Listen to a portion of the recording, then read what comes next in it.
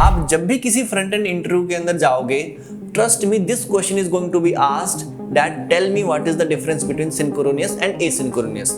And I have seen that most of the students are struggling to answer this question. But trust me, after watching this video, you are not going to face these types of issue.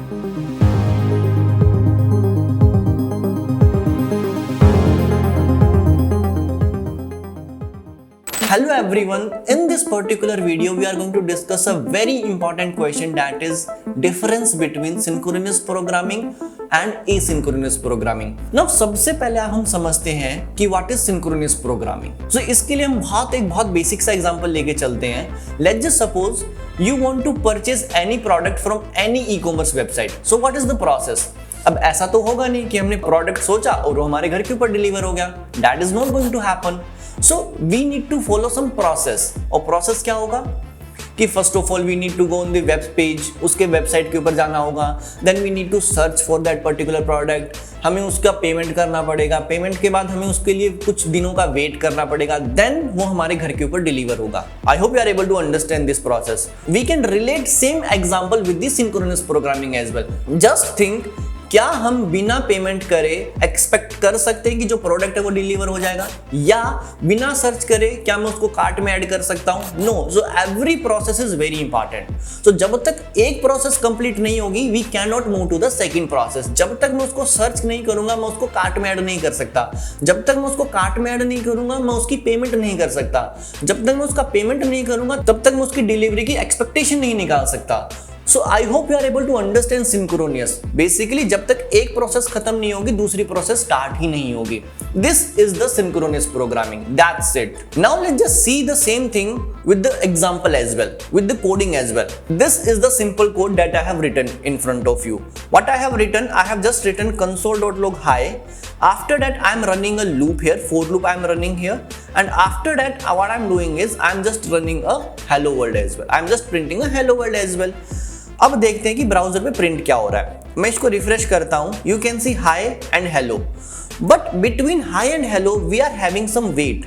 हमारा क्या कर रहा है, जब high print हुआ उसके बाद कुछ वेट आता है और फिर हमारा हेलो प्रिंट होता है. ये वेट क्यों आ रहा है? Because of this for loop.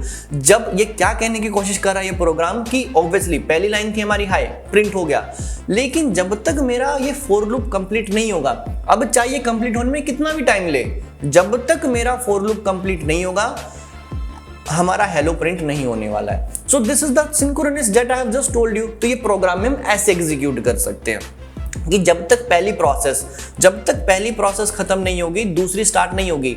जब तक दूसरी खत्म नहीं होगी, तीसरी प्रोसेस स्टार्ट नहीं होगी. I hope you are able to understand कि सिंक्रोनस प्रोग्रामिंग होती क्या है. अब देखते हैं कि डिसएडवांटेजेस ऑफ सिंक्रोनस प्रोग्रामिंग. इसके डिसएडवांटेजेस को समझने के लिए let's just take a very small example. आप सब अपने कंप्यूटर तो यूज करते होंगे. थिंक एंड टेल मी, क्या जब हम अपने कंप्यूटर को यूज करते हैं, क्या सिर्फ हम एक ही प्रोग्राम खोलते हैं एक बार में? नो. एक टास्क को करने के लिए we need to open 3 to 4 softwares, या कई बार तो ऐसा होता है कि हमें 10-15 सॉफ्टवेयर खोलने पड़ जाते हैं. सो अगर हम इस पर्टिकुलर प्रोसेस के अंदर अगर हम सिंक्रोनस लगा दें, तो ऑब्वियसली जब तक हमारा पहला सॉफ्टवेयर बंद नहीं होगा, हम दूसरे को ओपन ही नहीं कर पाएंगे. Whenever you want to do the multitasking, जब भी आपको मल्टीटास्किंग करनी होगी, at that particular point of time synchronous programming is a very bad option. तो सिंक्रोनस तो हम वहां पे लगा ही नहीं सकते हैं. So what is the solution then? The solution is asynchronous programming. Now what is asynchronous programming? Obviously opposite of synchronous programming, कि कोई भी प्रोसेस किसी भी प्रोसेस का वेट नहीं करेगा. Same the thing that is happening in your CPU. अब मान लीजिए आप पहला सॉफ्टवेयर ओपन किया, बहुत इजीली ओपन हो गया. आपने दूसरा कोई सॉफ्टवेयर ओपन किया, वो भी बहुत इजीली ओपन हो जाएगा. आपने थर्ड सॉफ्टवेयर ओपन किया, वो भी बहुत इजीली हो जाएगा. देयर इज नो सच बाउंडेशन कि जब तक आपका पहला सॉफ्टवेयर बंद नहीं होता, हम दूसरे को नहीं खोल पाएंगे. This is the very basic example that I have given you so that you can understand this. Now to understand this asynchronous with the help of coding, तो मैं क्या करता हूं टीम, एक सेट टाइम आउट फंक्शन बनाता हूं. यहाँ पे I am making a set time out function. इसके अंदर मैं प्रिंट करवा रहा हूं यहाँ पे print hello cancel come here. यहाँ पे मैं प्रिंट करवा रहा हूँ print hello and I am giving the time as 3000 millisecond and I am calling set time out again. Set time out function को मैं दोबारा से कॉल कर रहा हूँ. इसके अंदर मैं यहाँ पे लिख रहा हूँ print hello 2 and I am writing here 5000. 5000 milliseconds. अब हम क्विकली इन दोनों फंक्शंस को क्रिएट कर लेते हैं। Print hello, inside this I am printing here console.log and I am writing async, or maybe I am just writing here hello, and let me just create another function, that is this print hello2. In this function I am printing console.log hello2. That's it. Now what is going to happen, let's just come here and let me just do something like this. Control copy this and paste this here as well. Now come here, refresh.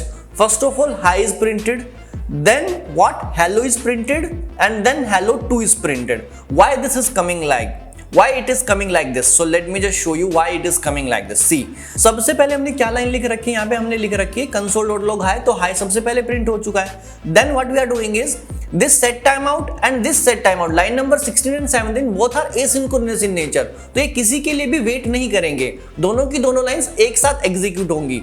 So now you can see कौन सी पहले execute होगी, अगर दोनों की दोनों lines साथ में execute हो रही हैं तो which one is going to be faster? Obviously this one ना, this one is taking 3 seconds and this one is taking 5 seconds. So obviously this will be executed first and this will be executed after that. But you can see we just need to wait 5 seconds only. ऐसा नहीं है कि पहले 5 second wait करेगा फिर उसके बाद ये वाला सेट टाइम आउट चलेगा. No, that is not going to happen. And we know that JavaScript is what? JavaScript is a synchronous programming language. But ये asynchronous को कैसे handle करती है? That we will see in the next video. So please stay tuned with me. Don't forget to subscribe as well. Thank you.